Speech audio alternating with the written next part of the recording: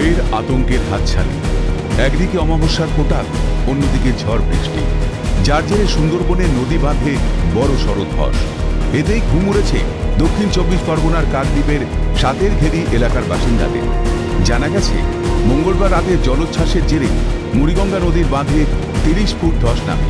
বুধবার আবারও 20 ফুট ধস দেখা দেয়। বাঁধের বিভিন্ন জায়গায় দেখা দেয় ফাটলও। এই পরিস্থিতিতে নদীর জলস্তর বাড়লে বিপদের আশঙ্কায় ঘুম উড়েছে বাসিন্দাদের। স্থানীয়দের অভিযোগ, আশ্বাসী সার, আখেরে কাজের কাজ কিছুই হচ্ছে না। তারা চাইছেন বর্ষার আগে দ্রুত যেন বাঁধ সংস্কার করা হয়। প্রত্যেক কোটালে বাঁধ ভাঙতেছে। বিয়াস বন্যায় তো পুরো ভেঙে গেল, ঘর বাড়িটারি সব তো নষ্ট হয়ে গেছিলো। 12 দিন নদী ধারে নৌকায় ছিলাম, তারপরে আবার বাঁধটা টানতে যাও খদ্দর করে আসি, তো এই তো আবার নদীর বাঁধের অবস্থা। এই তো অবস্থা কোটালে জল বাড়তিছে, কাল পরশুকে তো ভেঙে যাবে। সেখানটা তো আজকে মানে ঢেউ টাঙানো, সেখানটা ভেঙে চলে থেকে আমরা যেটা খুব চিন্তিত, মানে জল এই পর্যন্ত যে ছাটা মারছে, তো আশা তো করা যাচ্ছে যে মানে জল তো শিওর ঢুকবে, ঠিক আছে। তারপরে আমাদের রাস্তা যখন এক ধরনের মাটিরও কাজ হয়নি, আমরা অনেকেই বলেছি, ওনারা দেখে গেছে, কেউ কোনো গা করে ওনাদের প্রশাসন অনুযায়ী এরা করবে।